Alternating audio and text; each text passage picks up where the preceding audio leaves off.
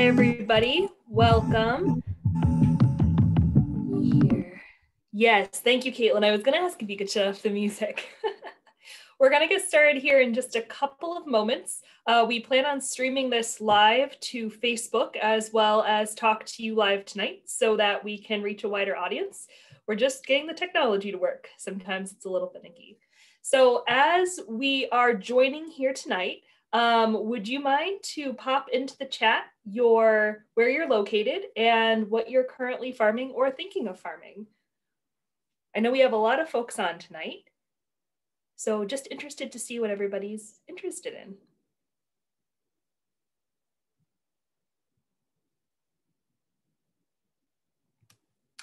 And if you'd like to respond to everybody, I know that the chat defaults to panelists.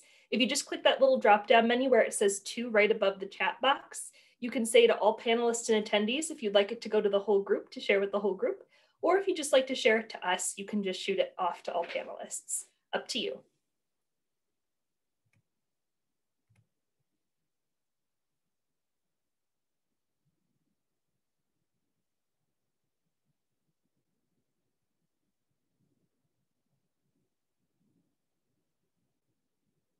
Nice. You've got some vegetables and poultry and some flowers so far.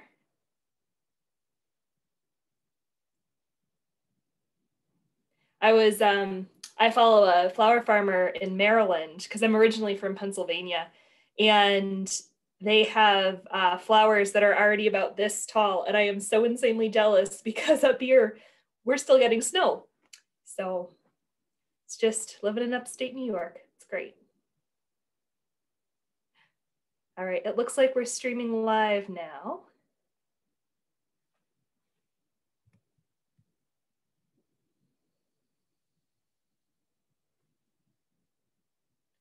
Okay, Caitlin, I think we're ready to go.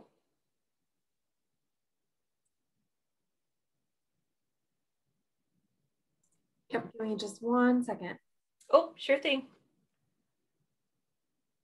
So while she is working on that, I will introduce myself.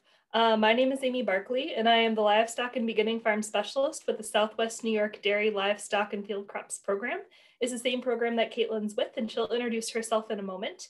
My background is I come from a small family farm in northeastern Pennsylvania. We had all sorts of stuff. We had a vegetable operation, a small evergreen nursery, poultry, beef cattle, hogs. We sold at farmers markets, we sold to auction houses, and we sold direct to consumer. And then following that, I worked in the commercial egg industry for 2 years prior to joining Cornell Cooperative Extension, where I now work with all sorts of livestock operations and beginning farmers. So I'm very, very excited to be here, learning a lot about the climate and what we can grow and what we can't grow, and what the challenges are here for folks who are growing products for themselves and others. Hey. Thanks, Amy. So we're having some tech issues, which Amy and I troubleshooted everything we could think of and everything was going smoothly, but now of course it's not going to. So I appreciate everyone's patience. Let me go ahead here and get my slides started, and then we'll get to the actual content that you guys are all here for. Let me just start this up here.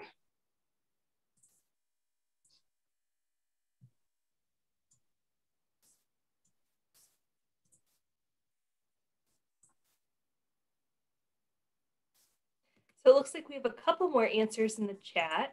Hey, buckwheat, that's really interesting. Organic crops. All right. We have a farm in Cattaraugus County here. So it looks like a lot of us joining in tonight are from Western New York, so that's really exciting. Welcome.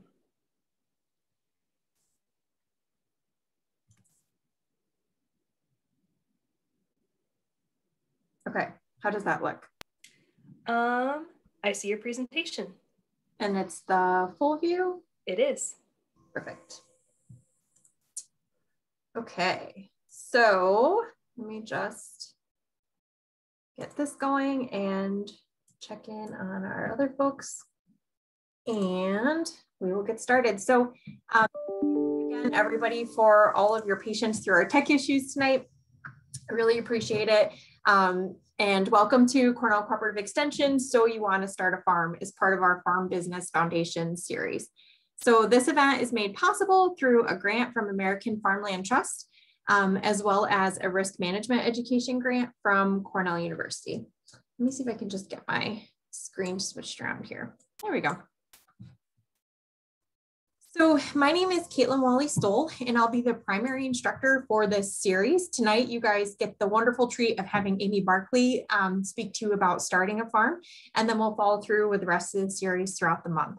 So this is my contact information. Please feel free to contact me at any point throughout this month with any questions or concerns that you might have. And if you find that you need support past this month, please continue to use me as a resource. And if you're outside of our region, I'll gladly connect you with the correct person in your neck of the woods. A little bit about me. I was the first specialist hired to our Southwest New York regional team. I am the team leader for which I provide oversight for the team's activities with our amazing group of specialists, but I'm also the team's farm business management specialist. So with that, I help farms address some of the, I call it the 3 Ps. So paperwork, people, and hopefully a profit. And we do that through consultations, workshops like these, farm visits, articles, and trainings. I did my undergrad at Cornell, where I graduated with a degree in animal science and ag business, and my master's is in adult learning from SUNY Empire. I'm a mom to 4 wonderful redheaded children. And my husband and I, we both grew up on dairy farms, but we actually started our own farm. So I've been in your shoes before. We have Stoll Family Farm, where we raise beef, sheep, goats, chickens, small children, a little bit of everything. And a little bit about our program. We cover Allegheny, Cattaraugus, Chautauqua, Erie, and Steuben counties, offering educational programming and research-based information to our agricultural producers. We have 4 wonderful specialists, like I mentioned. If the slide will go through, there we go. And so myself doing farm business management, Josh Putman, our field crop specialist, Alicia Dorenke, our dairy management specialist, and you just heard from Amy, our livestock and beginning farm specialist.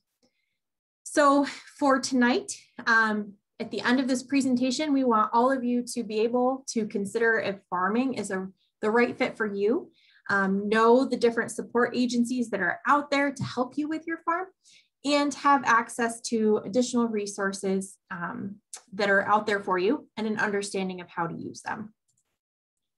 And we also are going to try to provide ample question and answer time. So we will sign off by 8:15 just to be mindful of everybody's time. So if there are some questions that we don't get to, or you need to pop off before then, that's fine. We will send out any questions that aren't answered in a follow-up email.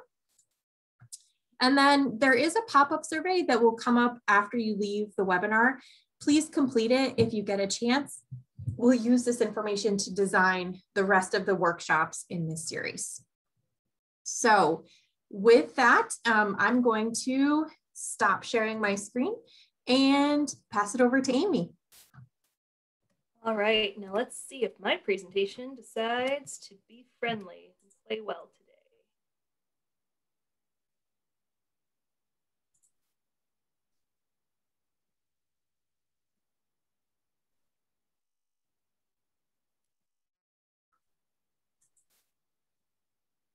So Katelyn, what view are you seeing? Are you seeing presenter view or full view?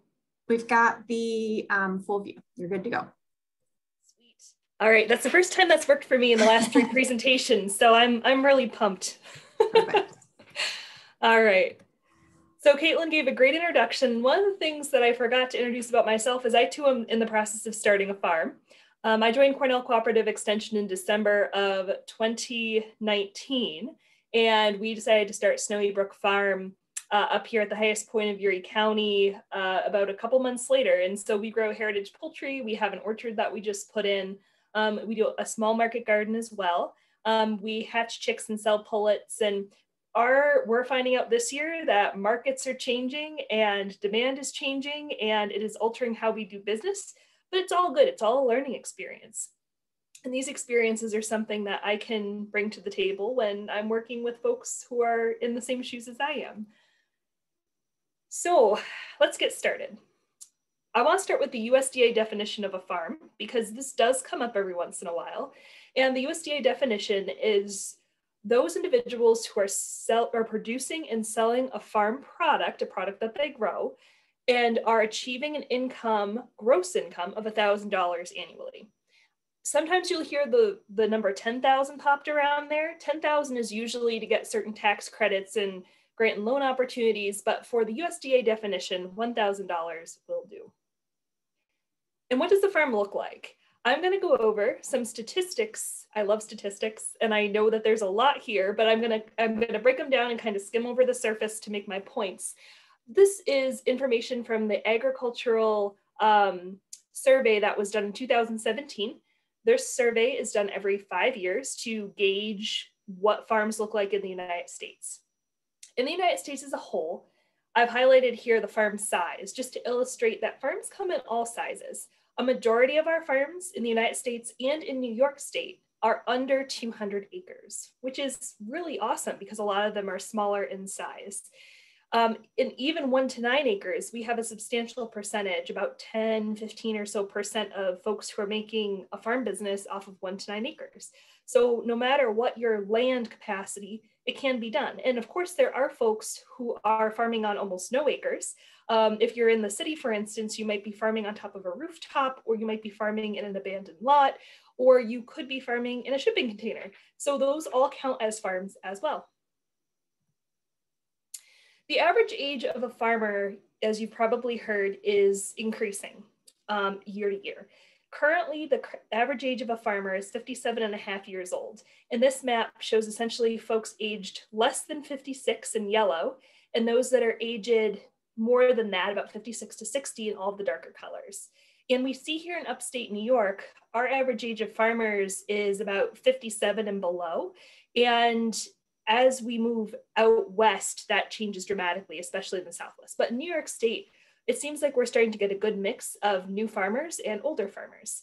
Now, with beginning farmers, such as the folks who are on this call today, the average age of a beginning farmer is 46.5 years or so. And so by adding those populations in, we decrease the overall age.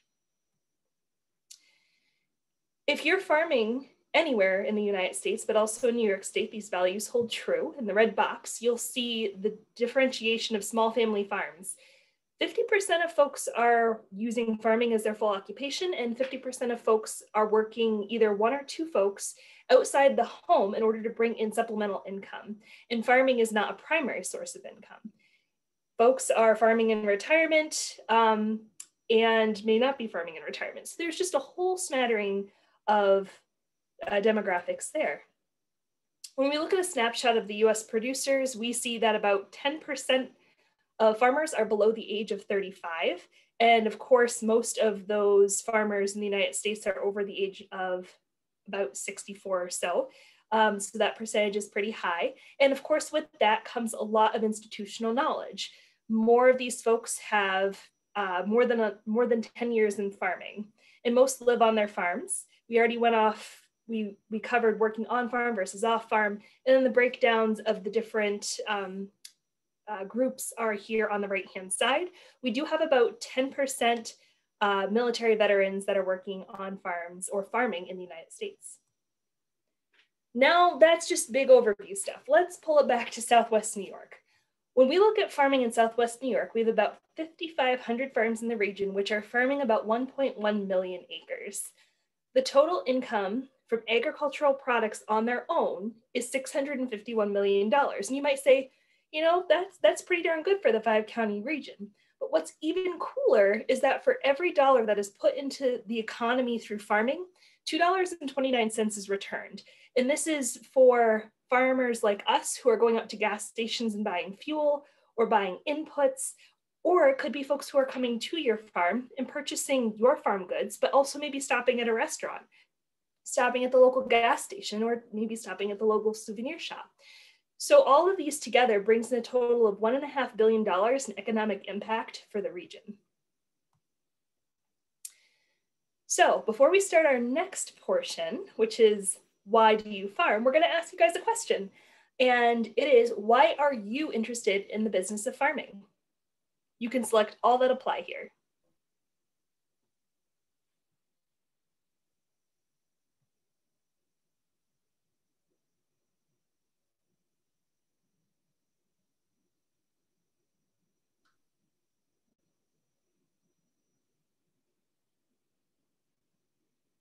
I see we don't have too many votes for profit, so we're off to a good start here, guys.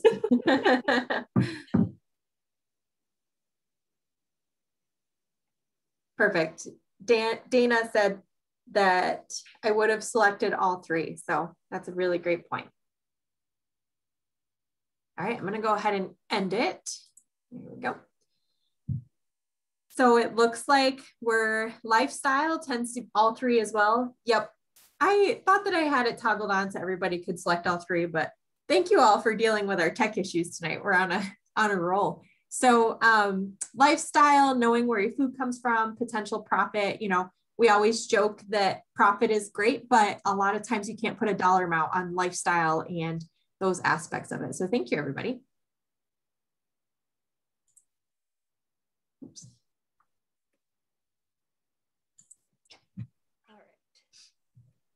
So that brings us into the question of the questions you've got to ask yourself, is farming right for me? I would think that everybody on this meeting tonight has either an interest or desire to farm because you're here. So now that you have this dream in your head that you're building, the next step is to get it down on paper. And that's what a lot of this course is. And Katelyn's going to jump into much more of this in the weeks to come. But you need to develop a business plan. And at the very base of that plan is, are you intending to farm as a primary income source or a secondary income source? Because though that decision is going to impact your business plan, how large you are, what exact products you're selling, and as associated what your lifestyle is going to be. The second part is once you've got that determined, is say, all right, now what sort of resources do I have at my disposal to put forward into this adventure? And that could be knowledge that you've acquired over time. It could be literal tools such as farming implements, or it could be land, capital in terms of finances. So money is really helpful when you're going to start a farm because money makes money. And of course, access to land if you don't already own it. And as Katelyn mentioned, and as you had indicated, there is a lifestyle want when you start a farm. And that lifestyle want has very minute changes in it depending on who you are and what you're doing. And the type of enterprise that you choose is going to determine the lifestyle that you will have. When we think about the two major categories, and I think of farm products as two major categories, I think of them as animals and plants. Of course, there are variations on this where there might be value-added products such as jams, jellies, soaps, wool, knit items, and that sort of thing. But in general, I'm talking about livestock and fruits and vegetables, flowers, medicinals, and that sort of thing. When you're thinking about your lifestyle fit, you've got to think of your product goals. So with livestock, if you want to produce milk, for instance, that means that you've got to be milking those animals 2 to 3 times a day, most of the days of the year. And that's going to be a very, very different lifestyle than raising cows for beef, obviously, where you just throw them around bale and feed and make sure they're vaccinated and castrated and all that great stuff. So that's going to be different. And the second is intensive versus extensive systems. And I bring in poultry for this example, where you could be raising broilers on pasture, where you're lugging feed and water out to them daily. You're moving them in a chicken tractor to new pasture daily. Or you could be raising those broilers in a barn setting where you take out that movement step and instead you're just feeding and watering them. And of course, processing on processing day. So those are the two differences there. Management system is also going to make a difference. So you could be grazing goats, but those goats could be on not intensively managed pasture, or they could be on pasture that you're moving 1 to 2 times a day in order to get the highest nutritional value out of it. And of course, species is going to make a difference. A cow and a chicken are two different things, and they're managed differently. So I then bring this down to what's the realistic time commitment? My husband yells at me for this all the time because I'm an optimist, and I think that I can get things done in half the time it actually takes. So my rule of thumb, if you're an optimist like me, is determine the actual amount of time it's going to take and multiply it by 2. And then if you have extra hours in your day, great. But it really kind of stinks when you budget about 7 hours for working with your livestock and then it turns into 20 every week. So just keep that in mind. And for many of us, we're not farming as our primary occupation, and farming is going to fit in between work schedules. So we've got to be able to balance that and choose a farming enterprise that allows us to maintain our value in our work and also our value in our farm. And the same is true for family. If you have a family, a young family, for instance, that you're taking care of, that's going to require a different time commitment than if you don't have that family living at home. If you're raising livestock, vacations are going to be a little bit trickier than if you're raising vegetables. And sometimes farming can cut into me time. Some people find real great passion for going out and taking care of their charges. And that can be counted as me time, but sometimes you just need that time to decompress and be by yourself. And sometimes livestock can cut into that. So that's something else to consider. Farming is not 9 to 5. And I always caution to select an enterprise that will not overwhelm you or cause burnout. You can always build up, and that's probably a smart decision. Katelyn can comment on that, because you can always get bigger. It takes less capital to start small and grow up, rather than starting really, really big and thinking you're going to do everything at once and then realizing you can't. So it's better to get small achievements and grow sequentially than start big and have to move in. There are financial benefits to farming, as we all know. Sales tax exemptions, ag assessments, which decrease taxes on land that is currently in farming, property tax exclusion for buildings, and sometimes depending on the business structure, it can flow through your personal taxes, which there's a lot of fun stuff that works with that. And there's sometimes loan and grant programs available that'll help you manage your land in a way that you couldn't do without those loan and grant programs, which you might qualify for through farming. And of course, there are intangible benefits that are not money related, and that's lifestyle number 1, learning opportunities for yourself and anybody else who works on the farm. For some, farming can be stress relief, but I put an asterisk there because I want to toggle back to the 2 slides ago where I said, don't burn out. And there's also those little moments where you walk into your garden and you see the first ripe tomato, or you pull your potato plant out of the ground and there's 10 times the amount of potatoes you put in, or if you're growing mushrooms and they fruit and they're just a gorgeous color, shape, or size, or if you see a newborn calf on the ground. These are some of the little moments that you can't get anywhere else. And so that is an intangible benefit of farming as well. And all of us, I think, will get satisfaction from the hard work that goes into making a product that you put forth yourself and knowing that what you've done is a job well done. So great, farming is for me. How do I get started? And so what I'm going to do is I'm going to introduce you to the So You Want to Start a Farm resource directory. This resource directory was compiled by Katelyn at the end of last year. And let me tell you, that thing is gold. It will tell you everything you need to know about getting started farming. And it really breaks it down into different fact sheets and resources so that you can just kind of click through and find what you need. And that's kind of how I've set up these slides. I'm not going to go into extensive detail about what each thing is. Instead, I will let you explore that on your own if you're interested. I'm just going to give you an introduction. The first item that I want you to be aware of is the Cornell Guide to Farming in New York State. This is a compilation of about 35 fact sheets that goes from everything from the developing a business plan all the way through marketing a product. And it includes fun little things like tax exemptions and ag assessments and grant and load programs and veteran farmers opportunities. And this thing is regularly updated. And like I said, it is very comprehensive. And like most resources for a guide to starting farming, there are links on links on links. So you can follow and find the information that you're looking for. So that leads us to poll question 2 before I get started into the next set of resources. What is your current land access situation? I know we had some people pop it in the chat, but we're going to do it officially in a poll.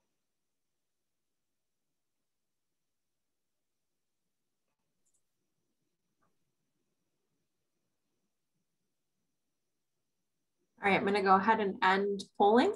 Looks like the majority of folks do currently own the land that they're farming, with a couple that are actively trying to purchase land. All right, sounds good. So most of these resources that I'm going to share are for those of you who are trying to purchase or rent the land that you're going to be farming. Okay.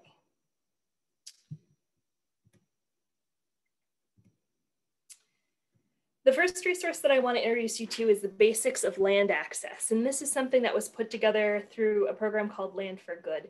It is very general in its overview, and it allows you to go through the very 30,000 level decision-making process on what to consider before making a land purchase or a land lease. It'll review your goals for your operation, and it'll give you tips on how to search for land. There are other resources that complement this, such as this guide, which is much more comprehensive. It's called 6 Ways of Securing Farmland, and its goal is to clarify what your different options are. It was produced by the National Sustainable Agriculture Information Service. So it's got a lot of folks who have given details on how to find land, because when you're choosing land, you need to think about what your business plan is and then what your goals are for that land, because depending on what your goals are, you're going to want to lease land for different time periods, find different land with different topographies, or building access or water access or fencing. So all of these different things are going to come into this.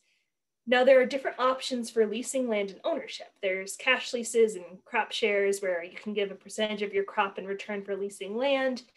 There are long-term leases and short-term leases. You could be leasing land from a farmer who then decides to sell, but if there's a clause that says you have a right of first refusal, they have to come to you first to sell that land, so that the inputs that you have put into that land as you're beginning your farm, this is if you're leasing, won't be lost in the process. And so the moral of the story here is always, whether you're buying land or whether you're leasing land, don't do it on a handshake agreement, because anything that's not written down didn't happen. So always have a written agreement so that you never end up in a sticky wicket. When you're considering buying land, as this little comic says, you want to look for the number of acres that are going to satisfy your farming operation, and then the soil quality. So if your goal is to raise livestock on pasture, that soil can be much less quality than if you're growing vegetables, for instance. Vegetables require a lot more inputs and they require more loamy soil, or if you're growing onions, they grow in muck soil.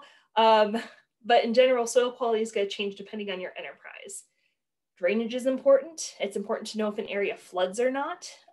Does it dry out in spring quick? Or is it like our land where we are a swamp until June?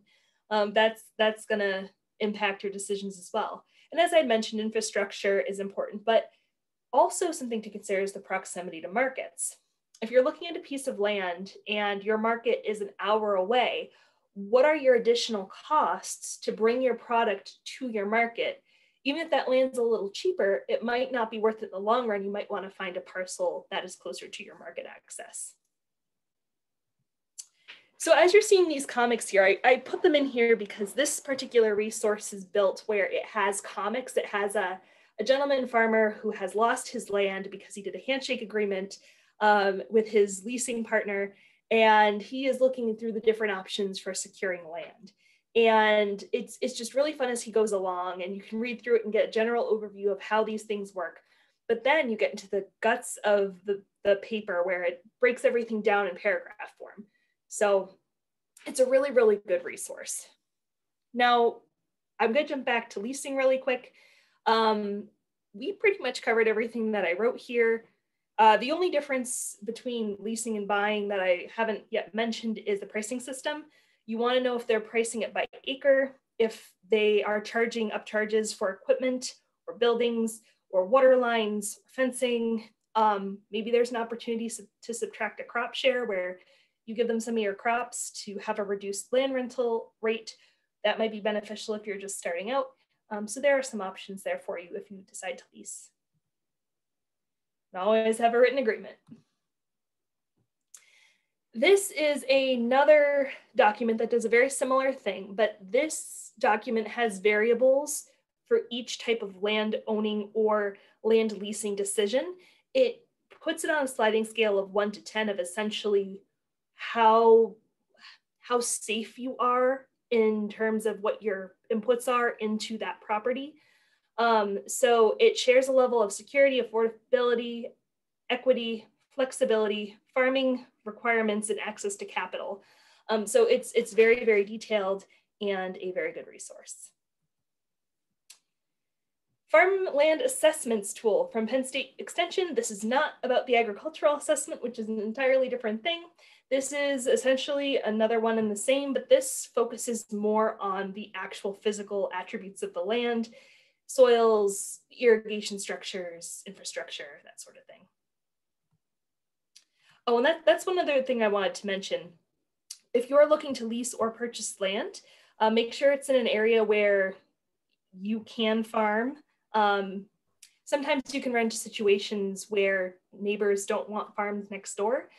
So you might want to consider purchasing land that is in a zoned ag area where agricultural activities are the norm and won't necessarily be challenged by a township or individual. So, poll question number 3. At this point, what do you consider your biggest hurdle in terms of getting to start a farm?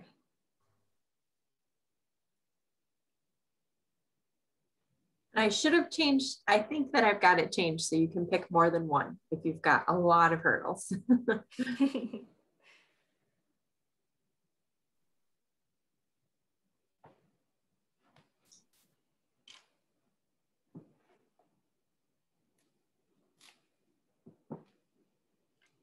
Yeah, it looks like you can choose more than one now. Perfect. Great. So it looks like we've got a good mix between access to capital, which is something that I hear a lot about, as well as technical knowledge. So especially when you're starting to get into something that you haven't grown or raised before. So thank you guys for sharing. Yeah, and we have a lot of resources for both of those, which we will share next.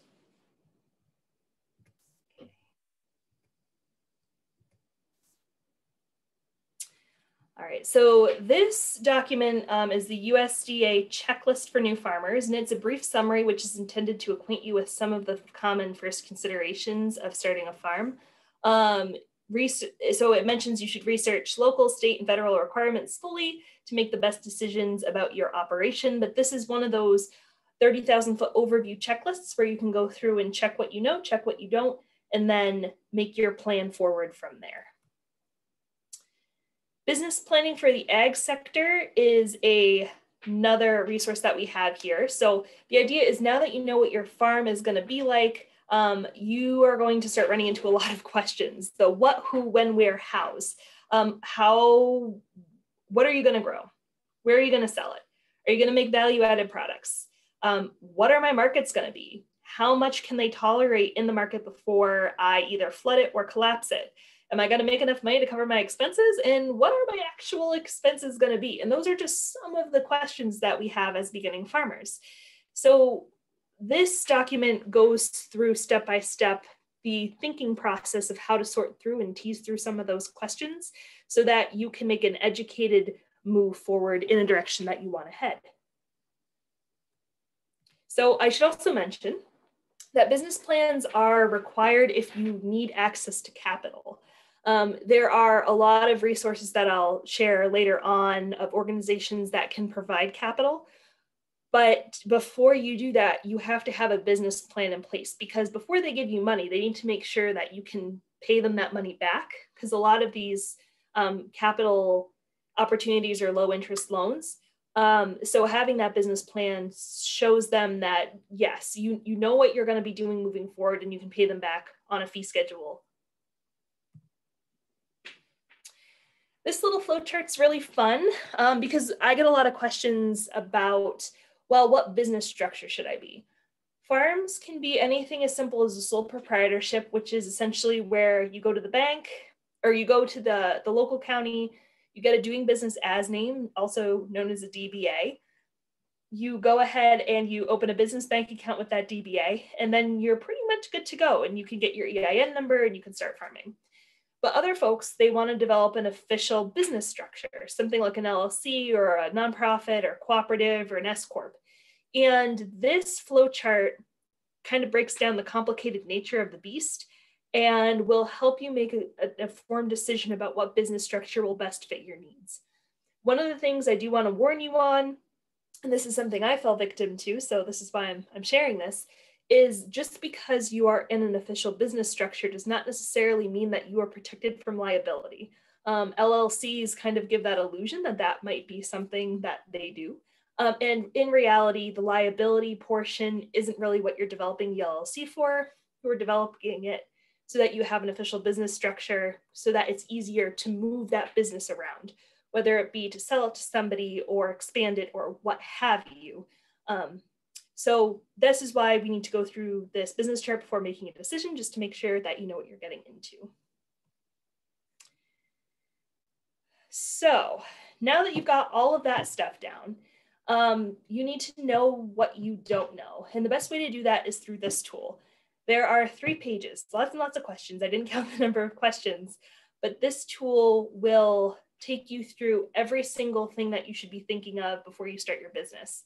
And so I cut and pasted an example here. So I'll go to number 2 since it's shorter for me to read. So it says, so as I'm planning my whole farm, am I assessing available resources and needs? And can I perform this task? Do I need training on this task? Or if I need training, is acquiring the skill a priority? And by going through this checklist, you can then prioritize what you need to learn and where your gaps are, again, so that you can move forward. Market channel selection is going to be really important, and I'm sure this is something Katelyn's going to get into a little further on, but you have a lot of options. Your 2 main options are either direct marketing, which is typically a higher income proposition, but needs more work, or a wholesale market, which typically means that you'll be growing more product, selling it at a lower price, and it takes less work on the business management end. As farmers, especially if we're direct marketing, we really need to be business people and farmers. And usually we're really good at farming, but the business side is a little tricky. The marketing side is a little tricky. So these are things to think about as we decide how we're going to structure our farming products. So direct markets can include farmers markets, farm stands, even CSAs or community supported agriculture, where people buy in at the beginning of the year and receive a share of produce throughout the year, or a U-pick operation.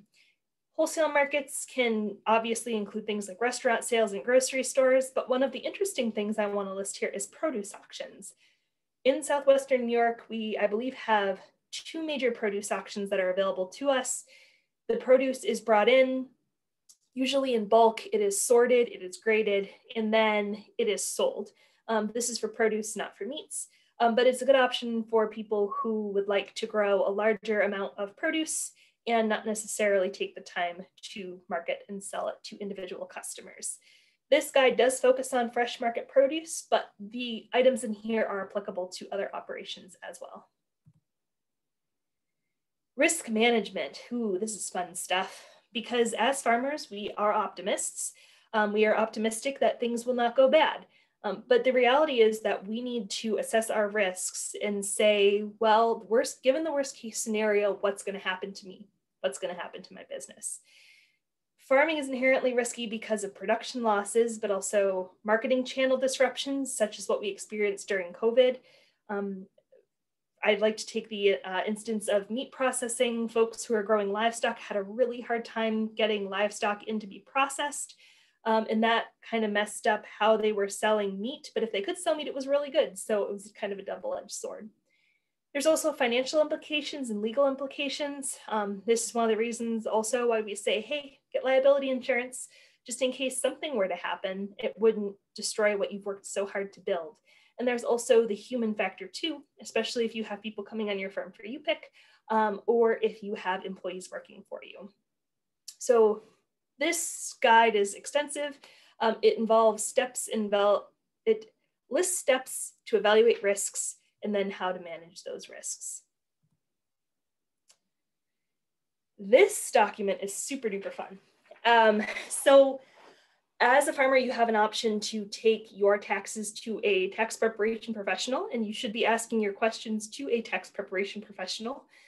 But if you decide to do them on your own, or if you are curious as to how that professional is preparing your taxes, you can read this 200-page or whatever document. It is a really, really great document. It outlines all of the tax code and the laws that apply to farming.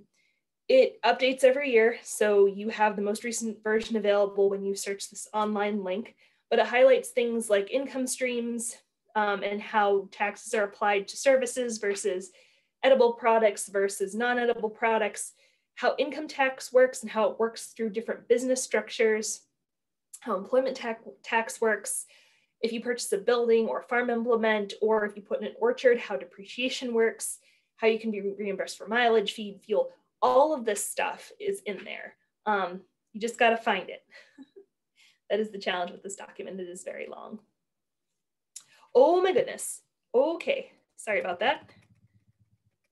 I don't know why I did that. I just hit a button and it went all the way forward. There you go. And just as a time check, we're at about 7:45 right now. Okay, I will quickly wrap this up. You're good. Yep. All right, so this is an older publication, but still has useful information. This talks about sustainability for small farmers. The goal as a small farm typically is to do practices in a sustainable way that promotes both the economic integrity of your business and the community, but also the environmental impacts that you might have as a farm. Just goes through that. And of course, I want to bring up the Racial Equity Toolkit. As we all know, we're in a radically changing world, and there's a lot of things that are being considered that haven't been considered in the past. And so this resource provides a way to build allyship and mechanisms to establish trust among different populations and friends and neighbors and community members, and how to hold yourself accountable and make sure that you are an ally and that you are promoting your farm business and farming as a whole in a sustainable, social manner. So question number 4, before I get into organizations, we're curious as to which ones you've worked with so far. And you should be able to select as many as you have.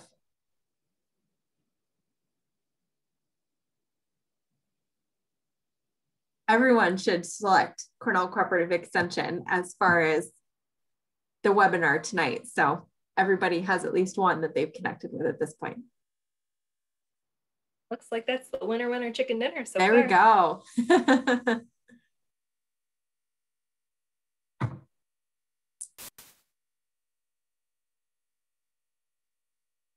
All right, so definitely looks like Cooperative Extension, which makes my heart happy. Oh, there goes my lights here. Followed by FSA, USDA office, as well as FarmNet and Farm Bureau. So Amy's, if you haven't heard of any of these, Amy's going to provide an overview of each, and the follow-up resources for tonight's webinar will also include ways to contact them as well. Okay, let's jump right in. We all know Cornell Cooperative Extension. I just want to make the differentiation that we are, so Katelyn and I work on a regional team, and the regional teams are supported by the county associations.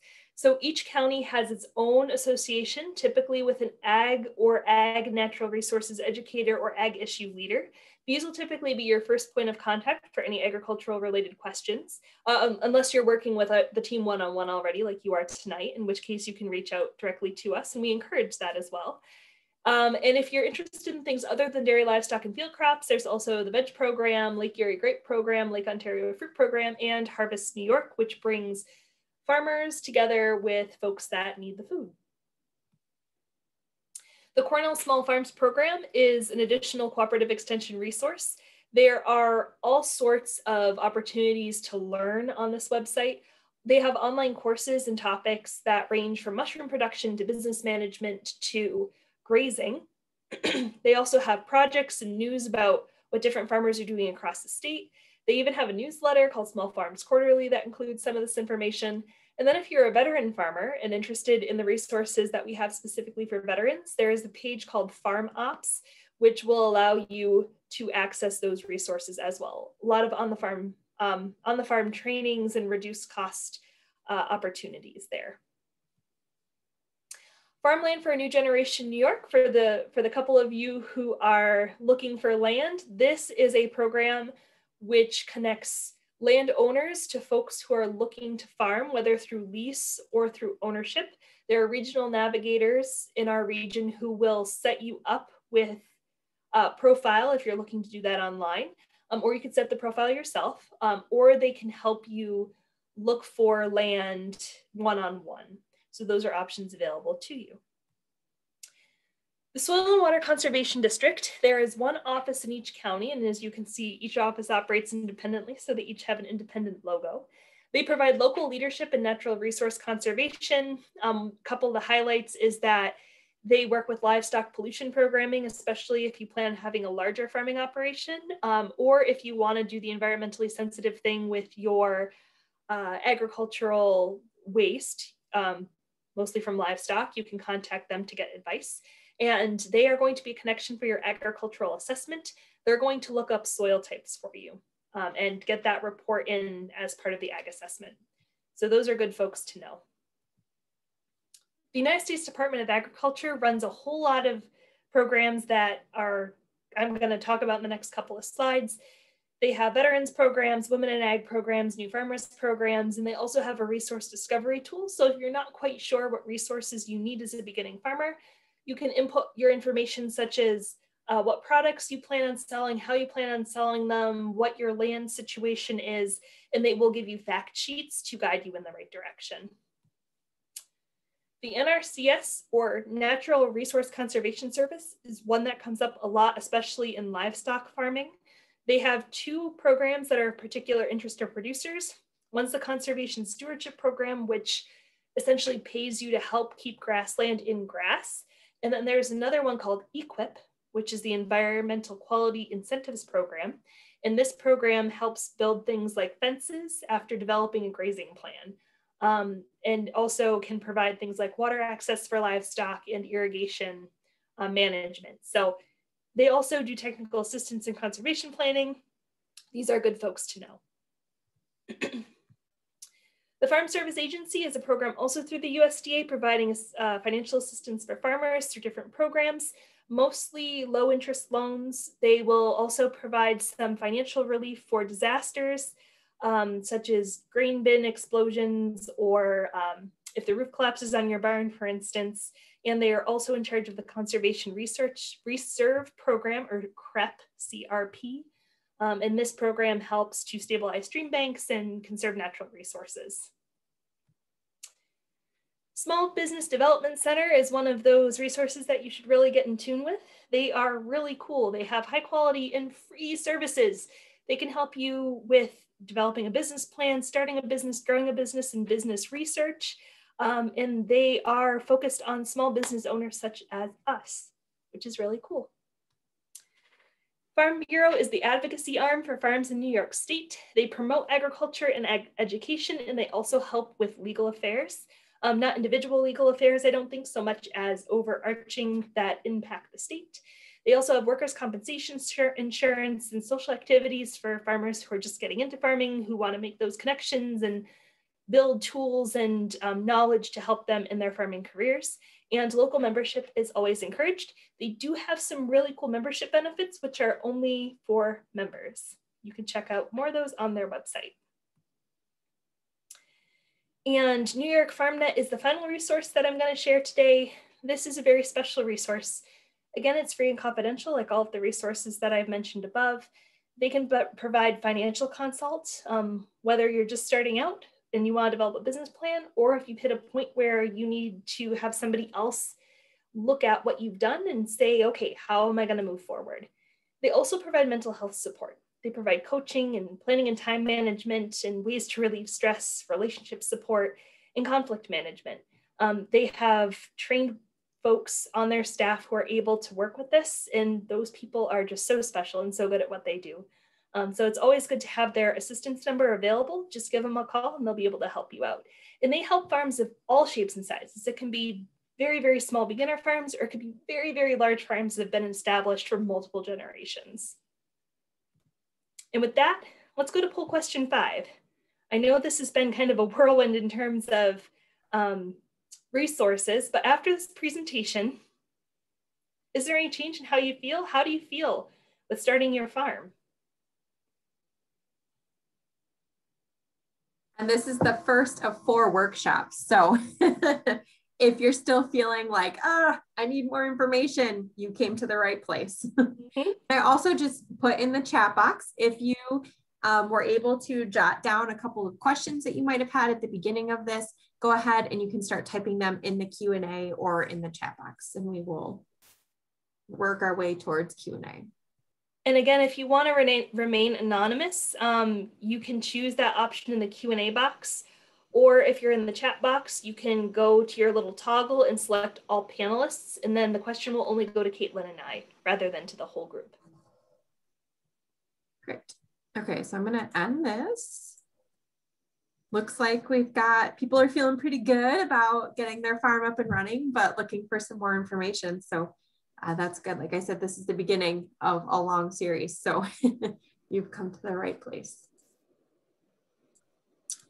Okay, let me throw up the conclusion slides, Amy, and then we will, just to give folks some time to type in any questions that they might have. Then we'll go from there. Mm-hmm. Okay, so just to conclude things for the night, we, again, this is the first workshop in a series. So we hope to see you next week on Thursday, where we're going to talk about business planning, including farm management, marketing channels, insurance, and how to do a SWOT analysis for a farm. So again, you'll get a follow-up survey once you click leave the meeting. Feel free to fill it out if you have the time. It only takes a minute or 2, and that's where we'll pull information to design our next workshop. The recordings will be shared in a couple of days with everybody, along with any of the unanswered questions, the slides, and the links. And one thing that I wanted to mention is that if you are a farm, whether you're just getting started or you're a beginning farm or have been around for a few years, specifically in Chautauqua or Cattaraugus County, and you're in need of a business plan, which we'll talk more about next week, we have funding to help you write that business plan. So just feel free to reach out to me and I'll get you connected with that program. So let me go ahead and stop this. And with that, let's scooch over to question and answer. So if you have any questions, feel free to pop them in the chat.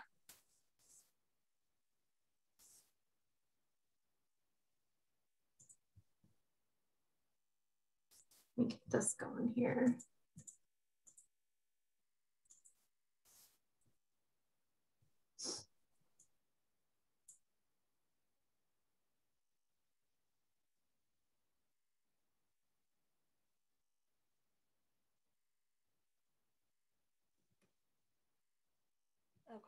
So we do have one question that came in, and it says, so to qualify as a farm, do I first need to sell $1,000 worth of product before I can apply for the DBA? And that's a really good question, Katelyn, if you want to go ahead. I see you shaking your head. Sure. So the answer is no. You can apply for a DBA as soon as you're feeling like you want to head down this farm route officially. There are no standards or qualifications that you have to prove to apply for that DBA. You just have to show residency, fill out the form, take your $20 to $50, depending on which county you're in. And I actually recommend that folks, as soon as you're even thinking about starting a farm, just go to your county clerk's office and get that DBA on paper. It's not something that you usually have to recertify at all. It's a very straightforward process, and getting that DBA will help you apply for a bank account, for example, and just legitimize the business a little bit more.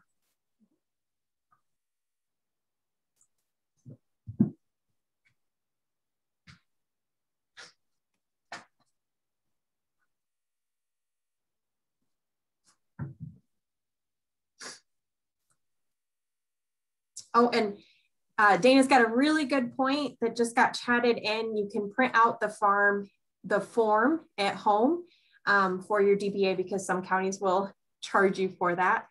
And I get this question a lot. People ask, like, where's the National Registry for Farms, right? That I go sign up and I'm a bona fide farm, and that unfortunately for farms just doesn't exist. So kind of that to-do list is, you know, get a DBA especially if you're just setting your farm up as a sole proprietorship.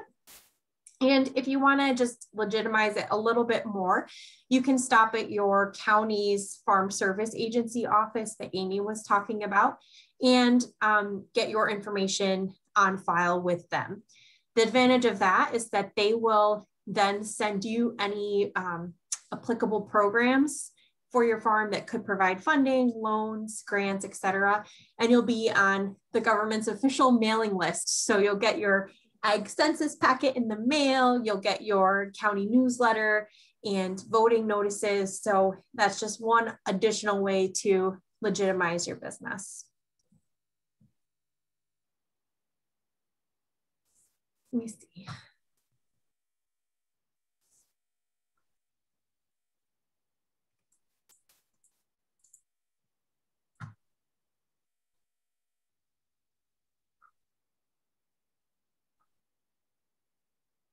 So I'm going to pull up, did have a couple of questions here.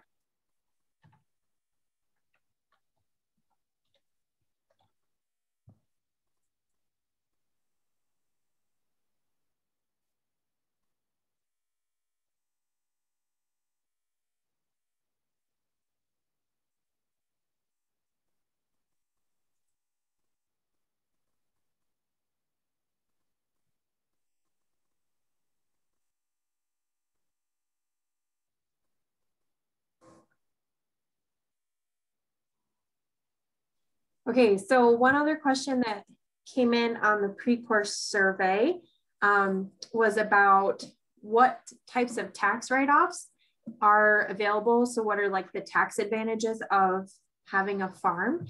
Amy, do you want to share some of the ones that you know of? Yeah, so Katelyn obviously has a longer list of things than I do. But in terms of tax write-offs, you can write off things such as your farm insurance, you can write off part of your land taxes, you can write off equipment that you purchase, feed that you purchase for any livestock, planting supplies, fertilizers, mileage. You can also write off at the government rate. Like I said, orchards are also tax write-off, essentially everything. Everything that you're using for the farm business anyway, legitimately using for the farm business. Yeah, I would add to that too, that some of your like not personal expenses, but could be shared with the farm expenses. So mortgage, interest, cell phones, electricity that you might have one electric account for your home and for your farm. Those can all be cost shared on your tax return as well. One other question that we got on the survey was how to become an organic farm. So Amy, you want to tackle that one as well? Yeah, that one I'm a little more familiar with. So becoming an organic farm is a long process, but it's not hard. So what you will do in terms of preparing for it is you will transition to using no herbicides or pesticides that have that are not on the generally recognized as safe list or GRAS list. You will also transition to purchasing all of your inputs that are living as organic. So that's organic seed, that's organic livestock. The only exception to that is chickens, which don't have to be organic because they're considered organic the day after they hatch.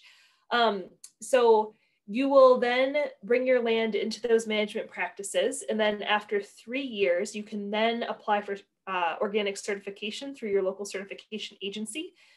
Typically, they will bring out a third-party auditor who will audit your farm and make sure you're doing what you're saying what you're doing.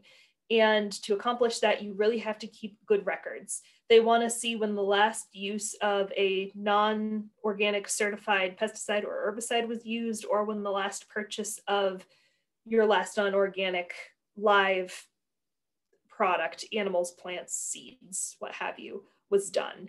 And then they want to make sure that your management methods are reflective of organic, And they might even walk your property and make sure that you don't have any of the non-banned substances on site. I do have a video that I will share in the link as Katelyn does the next question about basically the organic farming 101, excuse me. So let me go get that real quick. Great. So one other question that popped in is what about having land designated as an agricultural district? Can we speak about that? So an ag district is different than an ag value assessment. The ag value assessment just takes, as we've talked about, just takes a portion of your property taxes that from the reassesses the land that's being used for farm production on your property taxes. You don't have to be in an ag district to qualify for that.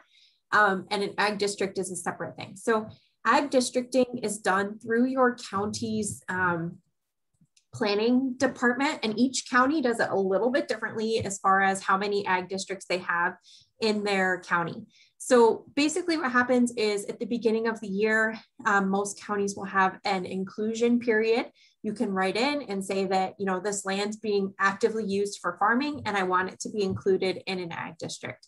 The advantage of an ag district is that it prohibits local laws from like hampering your agricultural production. So maybe they've got a law against having roosters, for example, in your town, but if your land itself is in a bona fide ag district, then those nuisance laws won't apply to you. So it's kind of just an added benefit where your local laws won't get in the way of your agricultural practices.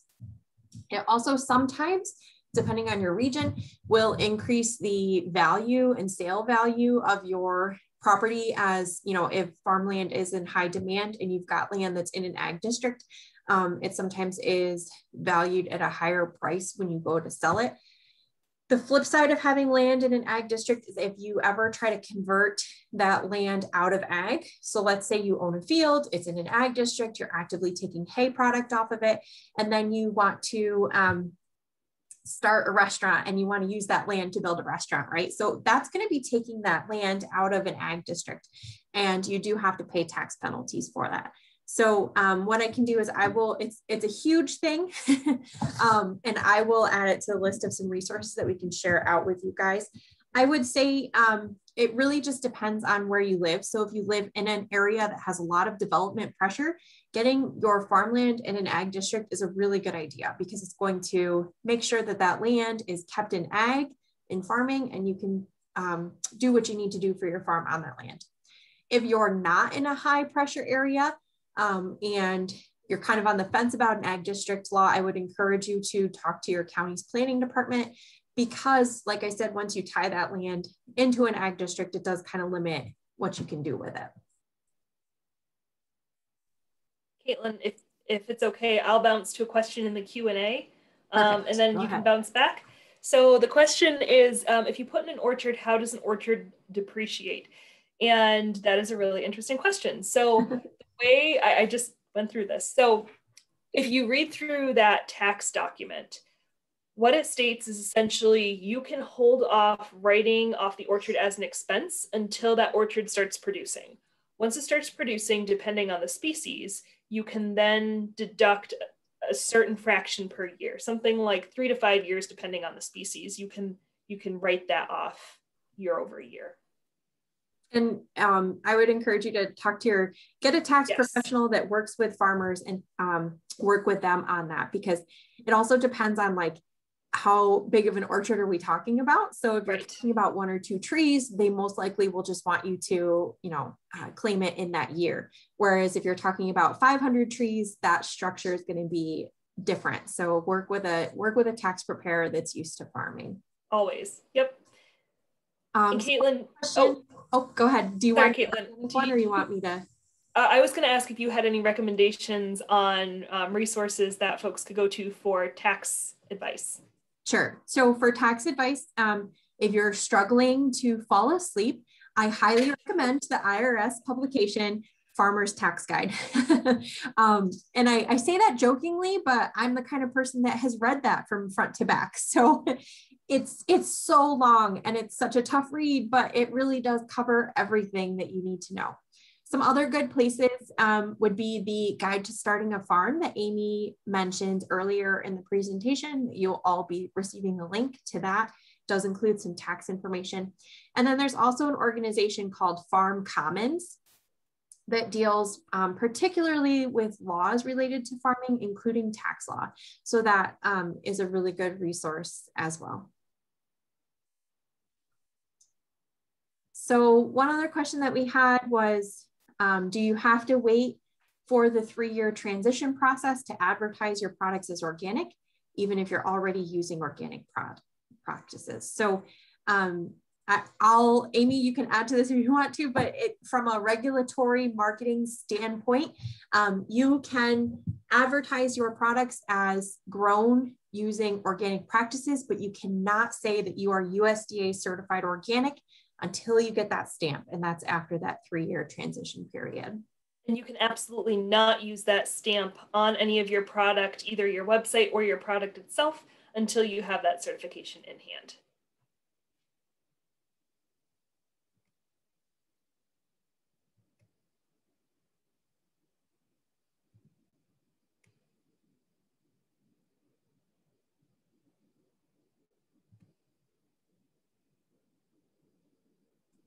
Okay, so one other question that we had come in was asking to talk a little bit about low interest loans available to farmers. So this is on the docket for the business planning presentation, but to give you a preview, Amy mentioned the USDA and the Farm Service Agency. They offer low interest secured loans to farmers. So it's sometimes tough to get those if you are a beginning farmer without experience, but I encourage everybody to just talk to their FSA loan officer for their county and see what your options are. But the way that those programs work is you are eligible for a low interest loan to fund a farm purchase, a large farm expansion, changing something on your farm by working with the Farm Service Agency. What they actually do is they provide loan securement. So you actually make the loan payments usually through a local bank, but the USDA provides backing for that. So it's a secured loan. It's easier for you to get that loan if you're struggling with credit, or if you're a beginning farmer and you're trying to buy a farm, you might not have collateral to use because you're using that money for the farm purchase. So the USDA Farm Service Agency really is your best option for low interest loans. Other things that have come up is because interest rates are relatively low right now, some people have just been going through a community bank, private banking, private funding to get low interest loans to start their farm as well. So it's kind of a unique situation where, before the only way you started your farm was getting an FSA loan. And as beginning farmers, we have a lot of other options. It varies from person to person. So I would encourage you to reach out to a business management specialist to kind of navigate what your options might be.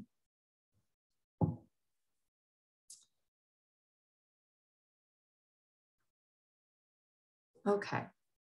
One other question that we had was, what are the logistics of adding an employee to the farm on the books? Amy, you want to field some of that question, or? I'm going to toss it back to you because I know that there's a lot of nuance to it, and I don't want to say something wrong. You're good. So it really depends from farm to farm, and this is kind of where you start your farm. Usually, you're not hiring people right off the bat. You are building it slowly. You're working as a family. You are bribing people in your circle with beer and free beef and free vegetables to come and help get free labor, right? And then as you grow, you kind of hit that point where, it's too much. It's too much. You want to be able to take a vacation. Your friends and family don't talk to you anymore, and you're thinking about hiring somebody. It's a very big step with a lot of paperwork involved. So in New York State, once you are hiring employees, obviously all of those expenses are something that you can write off on your taxes. So it, is a deduction it's a deduction against your income, but it's a huge paperwork pile. So once you have an employee in New York State, there are several trainings that you have to do, including the sexual harassment training every year, and provide documentation of those. And then you also have to carry things like workman's comp insurance, paid family health leave, depending on your situation, unemployment insurance, and also be able to take out taxes out of their paycheck for a part of payroll. So if you ever get to that point where, you're thinking about adding an employee, I would, again, encourage you to reach out to a business management specialist, talk to your tax preparer. But essentially, a lot of smaller farms do end up going through some type of a payroll service to manage all of those deductions and tax withholdings and putting together the W-4 and whatnot. The other thing that I've seen pop up is that, and this is something that can be a whole 1 hour workshop, is people have probably heard of the term a 1099, or maybe they even receive one that they're claiming on their taxes. So a 1099 is money paid typically to an independent contractor in exchange for a service. So it's not for products.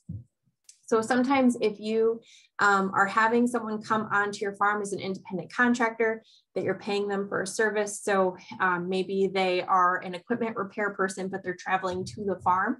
They're not necessarily an employee of your farm, but you are paying them and documenting that you're paying them with that 1099 form. So that independent contractor option is not meant for someone who's coming onto your farm every day during harvest season. At that point, they are in fact an employee and they need to be paid as such.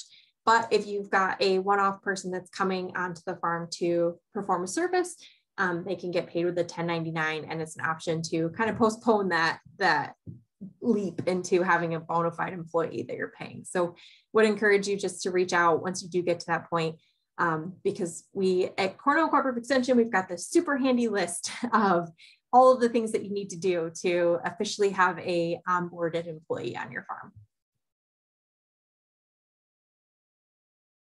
All right, so it looks like we're coming up on 8:15.